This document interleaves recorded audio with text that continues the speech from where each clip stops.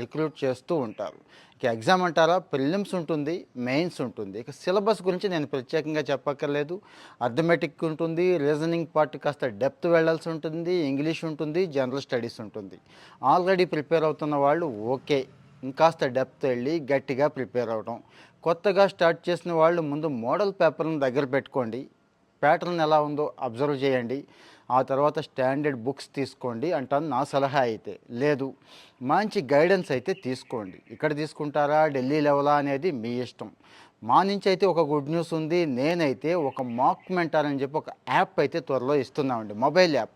అంటే మాక్ టెస్టులు బయట ఎక్కడెక్కడో రాసుకోవాలి, చాలా ఖర్చు అయిపోతుంది. రియల్ టైం స్టాటిస్టిక్స్ ఎవరు, ఐ మీన్ ఇన్సైట్స్ ఎవరు కదా, మీకు ఎగ్జామ్ రాసిన ఎక్స్పీరియన్స్ని ఇస్తూ ఆ తర్వాత ఎగ్జామ్ రాసిన తర్వాత ఏ సబ్జెక్ట్లో ఎంత స్కోర్ చేశారు, ఎలా ఉందనేది కూడా ఆ యాప్ ఇచ్చేస్తుంది. కావాల్సిన వాళ్ళు కామెంట్లో పెట్టండి.